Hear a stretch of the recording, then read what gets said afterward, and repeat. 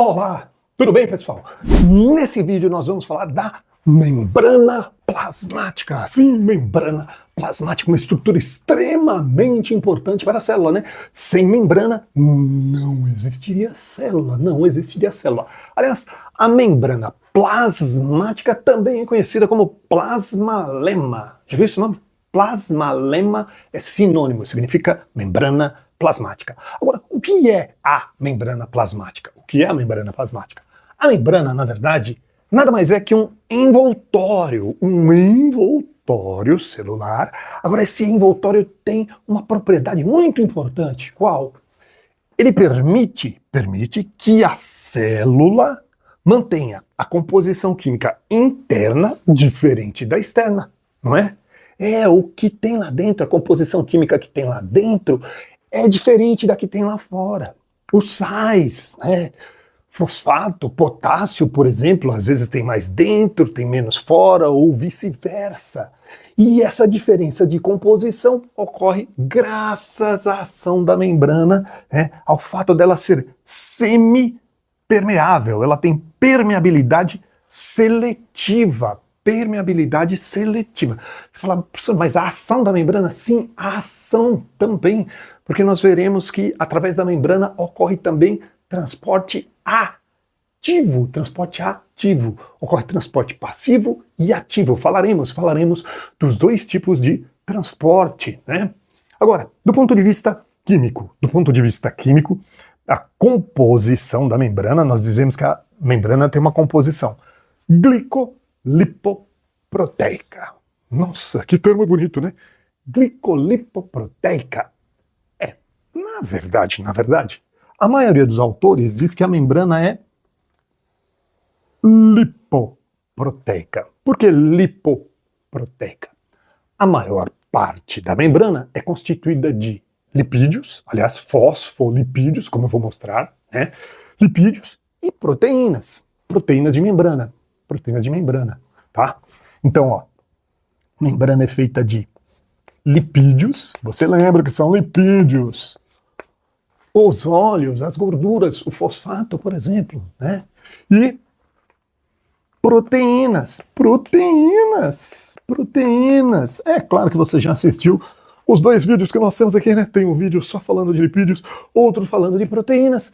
Mas eu falei, professor, você disse que a membrana é glicolipoproteica. Por que eu falei glico também? É porque, se for para levar ao pé da letra mesmo, ela também é constituída de glicídios. Você lembra o que são glicídios? Glicídios são carboidratos. Açúcares. Então na membrana também há glicídios. Que Deus! Os açúcares, os carboidratos presentes no glicocálix, como eu vou mostrar ainda hoje, tá? Então, relembrando, glicídios são açúcares. E também temos uma aula sobre carboidratos aqui no canal. Não se esqueça de assistir, se é que você já não assistiu, né? De curtir, se inscrever, dar aquele like, dar aquele joinha, né? Pra gente poder continuar a fazer esse trabalho, né?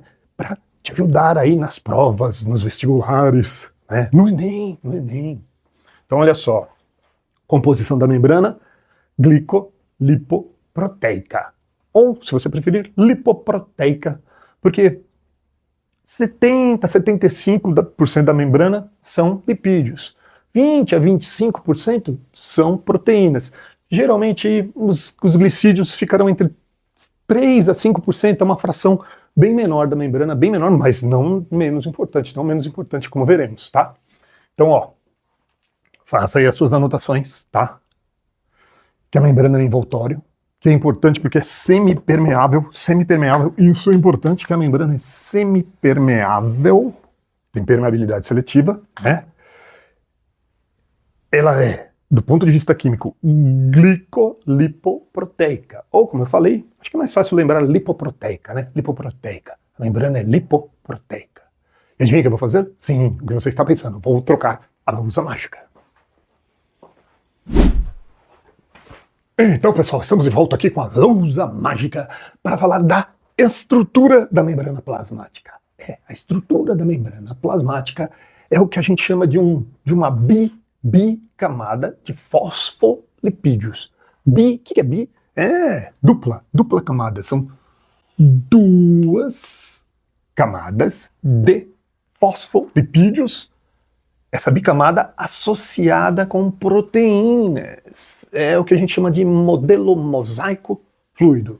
Modelo mosaico fluido proposto em 1972 por Singer e Nicholson. Dois cientistas, Singer e Nicholson, propuseram o modelo mosaico fluido, que diz que a membrana é constituída por duas camadas de fosfolipídios associadas a proteínas. O que é um fosfolipídio? O nome é meio que autoexplicativo, né? É um tipo de lipídio, lembrando que os lipídios são os óleos e as gorduras, né?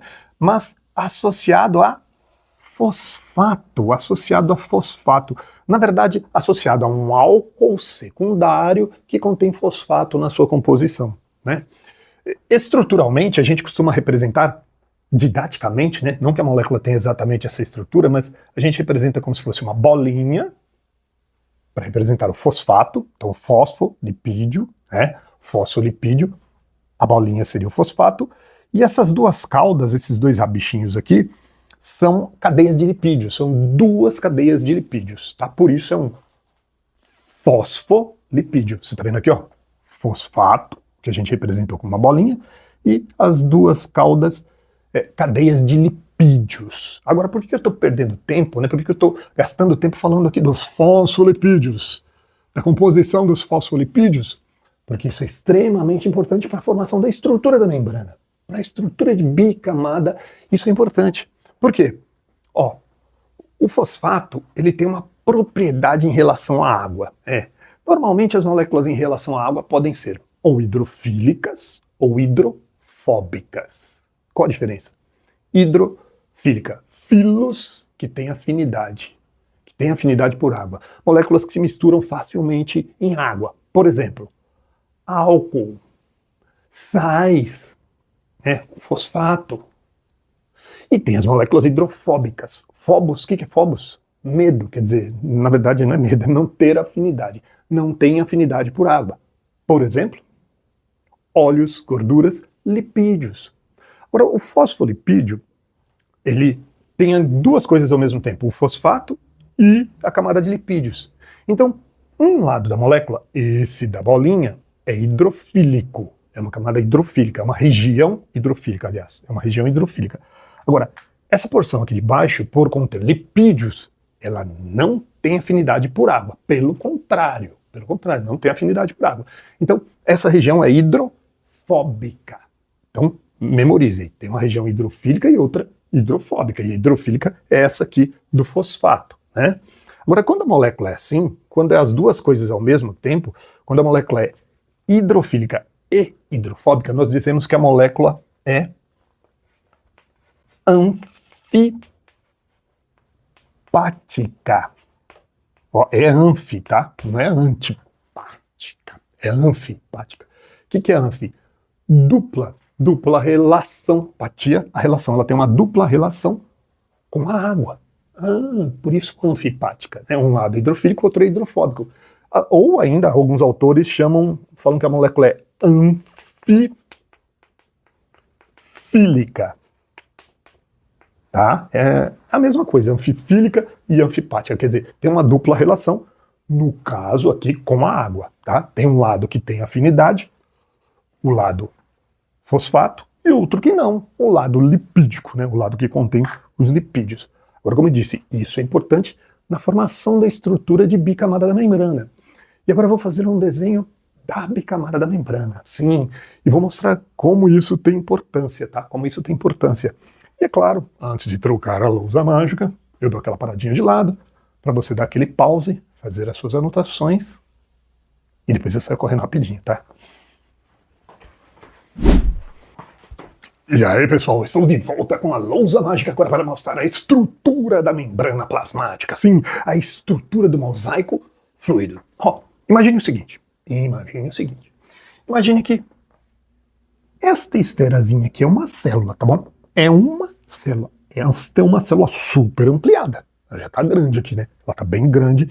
Então, essa linha que eu fiz delimitando cortando aqui assim a nossa célula, essa linha é justamente a membrana.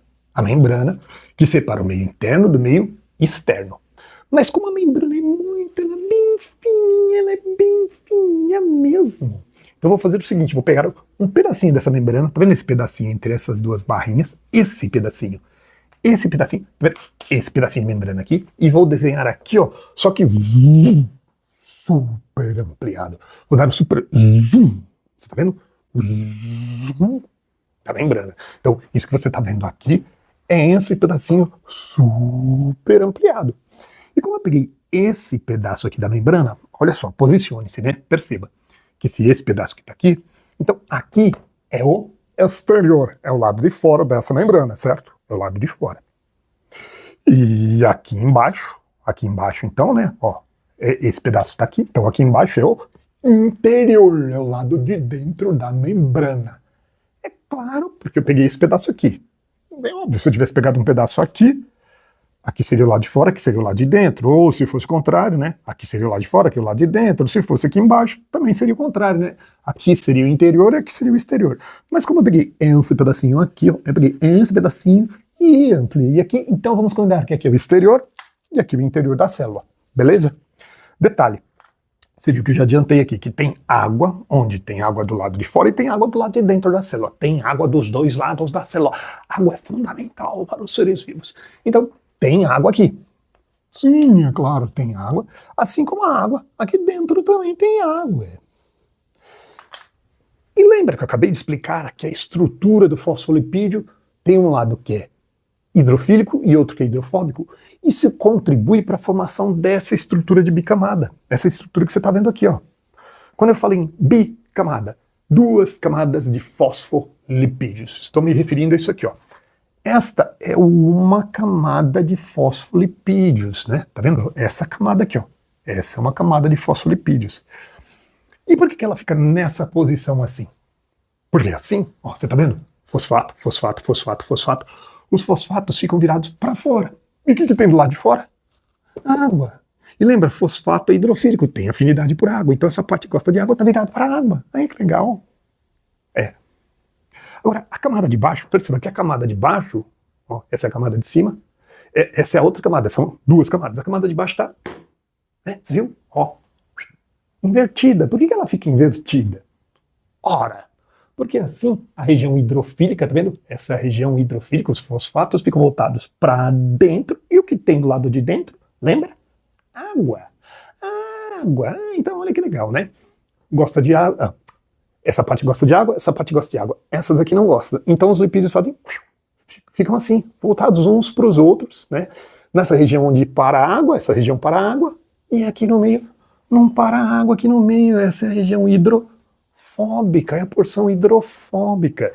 Então, ó, esses aqui, ó, esses são os fosfolipídios, né? Esses são os fosfolipídios. Você está vendo os fosfolipídios aqui e aqui, os fosfolipídios. A bicamada de fosfolipídios.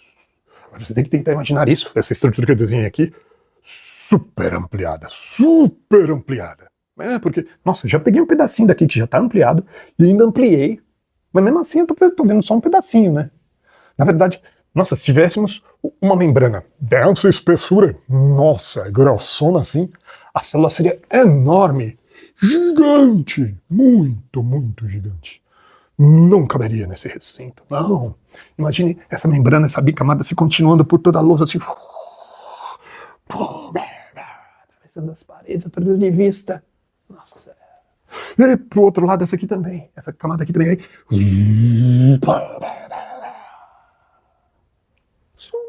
Sumiu. Vai pra lá. E mesmo assim, por enquanto, você só tá vendo duas dimensões, não é? Como assim só duas?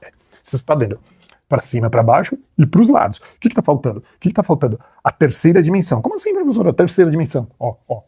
É uma dimensão assim, outra assim. Qual que é a terceira? Assim, ó.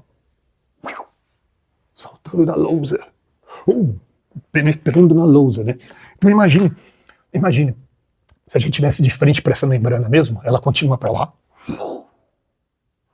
Continua para lá. e eu tô de frente para ela, mas ela saltaria da lousa assim por cima de mim.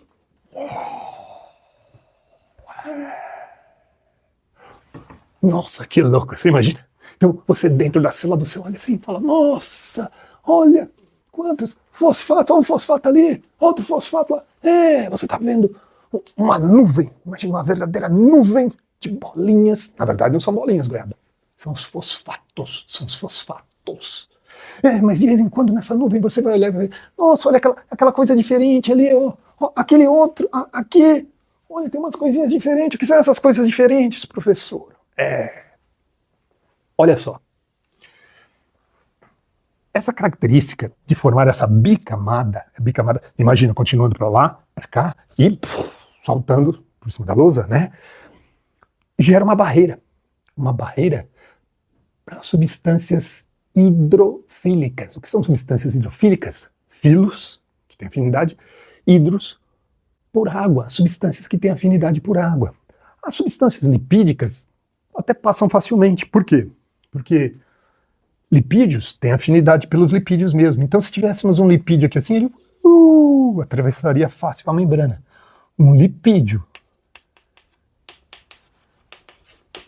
Mais uma substância hidrossolúvel, por exemplo, sais, açúcares, íons, né? Na verdade, os sais se dissociam na água e liberam íons. Por exemplo, íon sódio. Vou fazer um sódio aqui assim, um sódio. Claro que sódio não é gigantesco assim, esse proteína vocês também. Mas faz de conta que esse é um sódio. E nossas células precisam de sódio, potássio. Esses íons têm dificuldade em atravessar por aqui, porque se ele penetra aqui, ele é repelido. Ele é repelido, porque ele é hidrofílico e aqui no meio é hidrofóbico. Poxa, mas a célula precisa desses sais, desses íons. Como eles penetram? E eles penetram. Sabe como eles penetram? Proteínas. Proteínas que atravessam a membrana de fora a fora, que estão integradas à membrana. Por isso que eu marquei aqui, essa é uma proteína integral. Esta é uma proteína integral. Então esse sódio que não consegue penetrar por aqui, porque a porção lipídica repele, ele pode passar aqui assim, tá vendo? Esse é um canal de sódio. Olha o sódio aqui. Aquele repelido, aquele. Sim? Ele passou. Vou fazer de novo, você não viu, foi muito rápido, né? É um canal pro sódio. É um canal através do qual o sódio pode penetrar. Tipo, isso é legal se você tivesse visão de raio-x. Se você tivesse visão de raio-x, capacidade de ver através das coisas. Tá pensando mesmo que eu? Claro, né? Qual a primeira coisa que você iria olhar? Através da proteína integral. E você está vendo que ela é oca, ela tem um duto, ela é um duto através do qual penetra o sódio. Tem proteínas dessas das mais variadas. Tem por sódio, tem por potássio, tem para cálcio, tem algumas que deixam passar assim sem gastar energia, transporte passivo, não gasta energia. Mas nós veremos que tem alguns processos que gastam energia, porque bombeiam, por exemplo, a famosa bomba de sódio e potássio. Falarei da bomba de sódio e potássio na aula de transporte ativo, Agora, temos essa proteína integrada, porque está integrada à estrutura da membrana, que é um canal pro sódio. Então você viu que íons sódio podem penetrar através da membrana, íons sódio que não passariam por aqui, mas por aqui passam. Então é isso que determina a permeabilidade, né? Se a membrana tem uma proteína que permite a passagem do sódio, o sódio entra. Se é uma outra membrana que não tiver essa proteína, sódio não passará. Só passa se tiver, né, um canal específico para a entrada da substância, Agora, coisa interessante. A água é uma molécula bem pequenininha, muito pequenininha. É tão pequenininha, que a água, olha que danada, a água consegue penetrar até, essas que eu estou fazendo assim são aguinhas, tá? Em azul são águas. Algumas moléculas de água passam até por entre os fosfolipídios. Pouquinho, muito pouquinho, porque essa região é hidrofóbica. Algumas moléculas de água ainda, é claro, penetram por aqui, Esse é um canal para o sódio. Mas você acha, o sódio entra como? Diluído. E diluído em água. Então, um pouquinho de água acaba passando por aqui também. Né? A água, como eu falei, é danada. Ela entra, ela sai. Falaremos da osmose, falaremos da osmose. Só que grandes quantidades de água entram e saem das células. Os cientistas sabem disso há muito tempo. Só que não se sabia explicar por onde. Porque por aqui, a quantidade de água que passa é muito pequena. Por aqui também não é tão grande. E aí, meados da década de 90, particularmente em 93, cientistas que estavam estudando as proteínas, os antígenos dos grupos sanguíneos, sabe, sistema BO, por aí, eles estavam estudando essas proteínas e aí descobriram, isso em 93, descobriram proteínas específicas, adivinha, para quê? Só para passar água. São as chamadas aqua de água, porinas. Literalmente são poros que permitem a passagem de água. Aí ficou explicado por que tanta água entra ou sai das células, né? É claro, a depender da concentração, como veremos na aula de osmose. Não perca a aula de osmose, né? Não perca, assista a aula de osmose. Por que tanta água entra ou sai das células através das aquaporinas? Como eu falei, esses caras descobriram isso em 93. Ganharam um Nobel em 2003. O Peter Egg e o Roderick McCain. Não sei se estou pronunciando correto. McNain. Eles descobriram essas proteínas importantíssimas, muito presentes em células renais, por exemplo, onde deve ocorrer grande reabsorção de água, né? Parecem estar relacionadas com o processo de envelhecimento, que talvez ao longo do tempo a gente comece a produzir menos aquaporinas e por isso a hidratação dos tecidos diminui. Nossa, aí já surgiram picaretas vendendo substâncias que prometem aumentar a formação das aquaporinas. Não caia nessa, picaretagem, tá? Mas as aquaporinas estão relacionadas com a passagem de água. Sim, estão relacionados com a passagem de água. Aliás, são mais um exemplo de proteína integral. Porque o que é uma proteína integral? Que está integrada à estrutura da membrana, como essa e essa. Essa também é uma proteína integral. Essa é uma proteína integral, ainda está integrada, não totalmente, mas está integrada à estrutura da membrana. Mas tem outras que ficam mais para o lado de fora. Tá vendo essa aqui, por exemplo? Ó, essa está só do lado de fora. Você reparou? Ela não está integrada à estrutura da membrana, e está só para o lado de fora. Essa que está só para o lado de fora é o que a gente chama de proteína periférica. Proteína, repare, ela só fica do lado de fora, só no exterior, só na periferia. Por isso, essa aqui é uma proteína periférica.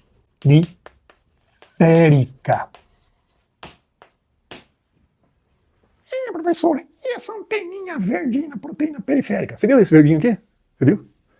Não tem só um, não. Você viu que tem várias dessas estruturas que eu fiz assim, ó, essa. Tem outra aqui, ó, que não está necessariamente ligada a uma proteína.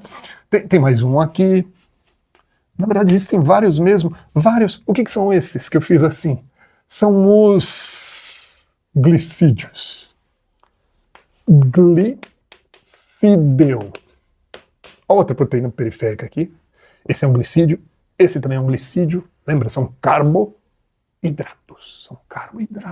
E já vou falar da relação da proteína periférica com o glicídio. Antes, só para fechar aqui, ó.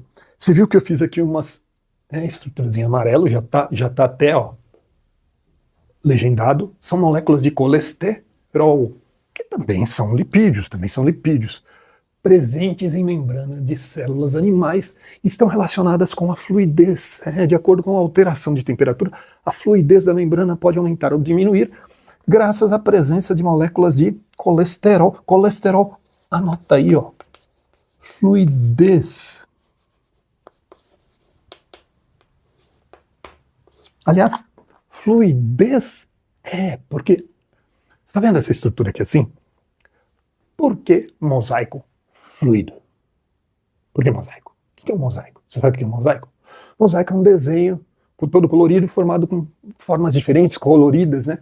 E olha como é que ficou esse esquema aqui, né? Nossa, ficou uma zona, mas ele tá todo colorido, tem formas diferentes, bolinhas, essas caudas, essas proteínas. Isso é um mosaico. Isso é um mosaico. E por que fluido? É porque os lipídios, os fosfolipídios, não ficam presos, parados, assim, fixos como numa parede. É pelo contrário, a membrana é fluida. Ela apresenta uma malemolência, uma fluidez. Sabe assim? Se você desse um tapa aqui em cima da membrana, ela ia fazer assim, ó. Porque tem água aqui embaixo, tem água aqui em cima, então a membrana apresenta fluidez. Por isso que é um modelo mosaico fluido. Modelo mosaico fluido. E o colesterol tem a ver com essa fluidez, particularmente nas células animais, né? Colesterol é mais típico de animais. Nossa, células animais. Agora, lembra que eu estava falando que ia explicar, e eu não vou explicar agora, a importância das proteínas periféricas, como essa aqui, os glicídios. Glicídios são carboidratos. Não esqueça, hein? Glicídios são carboidratos. Imagina de novo. A gente está dentro da célula. Estamos dentro da célula. E agora vamos atravessar a membrana. Atravessei a membrana. E eu estou olhando por cima daquela membrana. Lembra aquela membrana aqui? O que eu vejo do lado de fora, por cima da membrana? Uma verdadeira floresta. É uma floresta. Só que ao invés de árvores, o que tem nessa floresta? Glicídios, carboidratos. Proteínas periféricas. Inúmeros tipos diferentes de proteínas e glicídios. E tem uma composição química específica para cada espécie, para cada indivíduo. Essa porção do lado de fora, essa porção que a gente está vendo só do lado de fora, feita de proteínas e de glicídios, é o que nós chamamos de glicocálix. Glicocálix. Glico de glicídios, cálix de casca. É como se fosse uma casquinha que só tem pro lado de fora, só do lado de fora da membrana. Nessa célula que eu já encostei aqui, né, já estou apagando ela.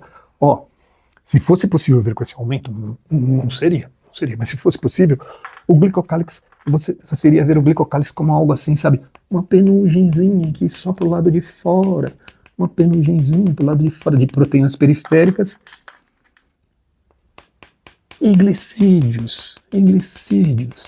Olha lá, o glicocálix, tá vendo o glicocálix? O glicocálix é tudo isso que tá aqui pro lado de fora, assim, isso é o glicocálix. É o glicocálix. E ele é super importante. Para quê? Nossa, super, hiper, duper, ultra, giga, blaster, master importante no reconhecimento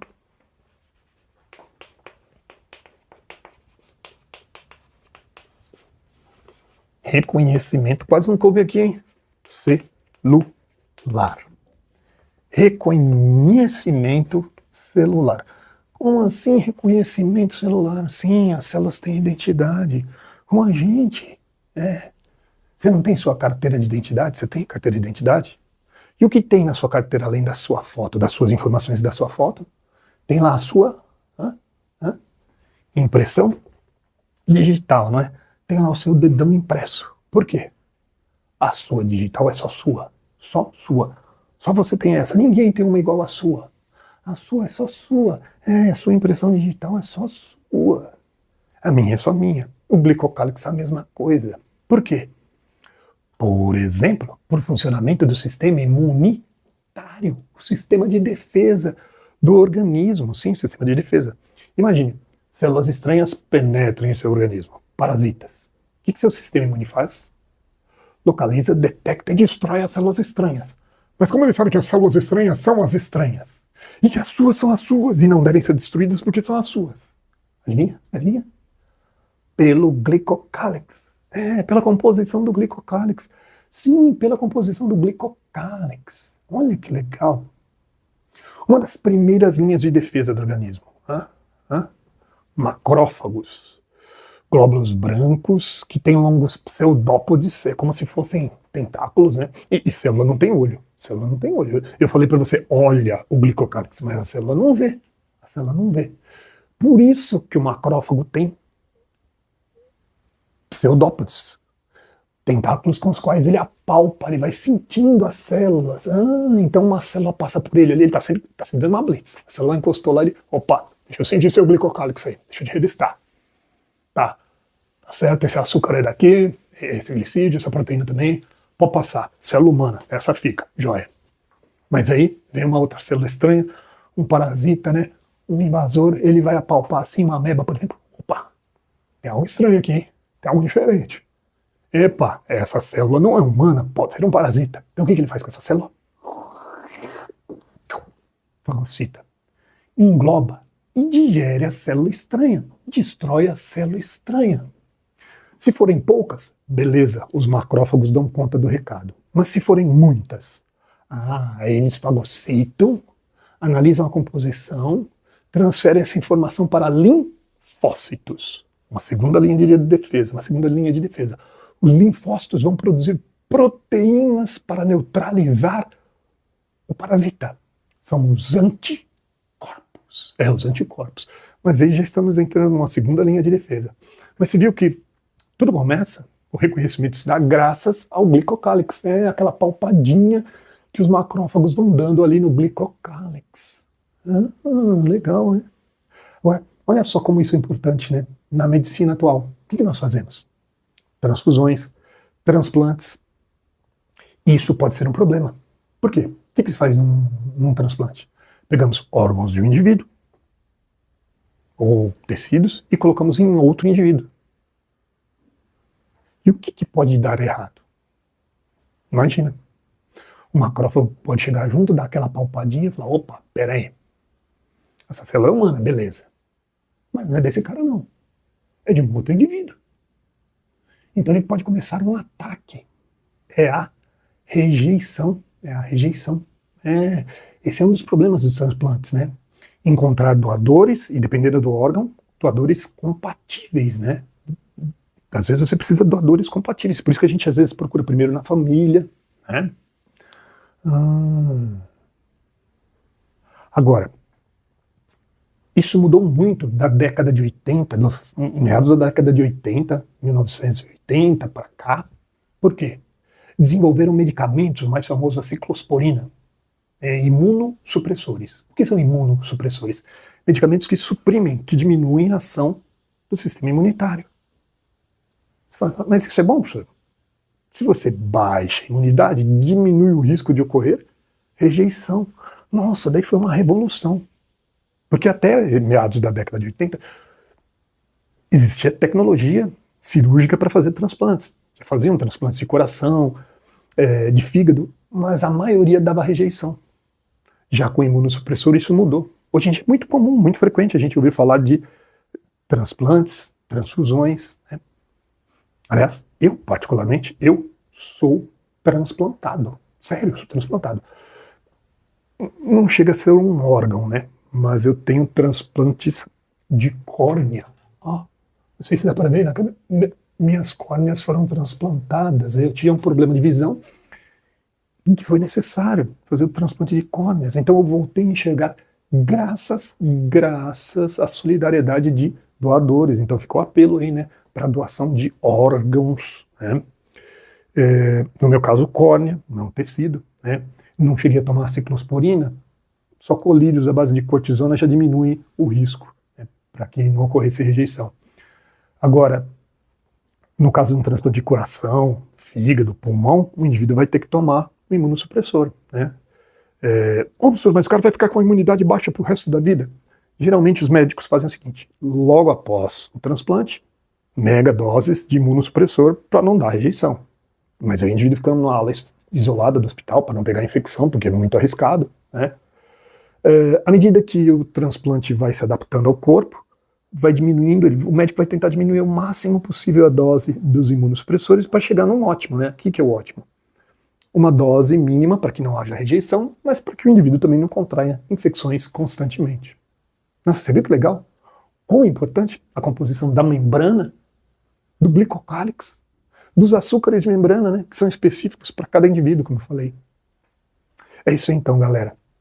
Eu vou parar aqui por enquanto nessa aula de membrana, senão ela vai ficar muito, muito longa. Voltaremos para falar de transporte através da membrana, transporte ativo, transporte passivo, osmose, o pessoal adora osmose, né? Vou dar aquela paradinha, sem ficar na frente da lousa, para você dar aquele pause, fazer as clássicas anotações. Falou? Valeu, galera. Grande abraço.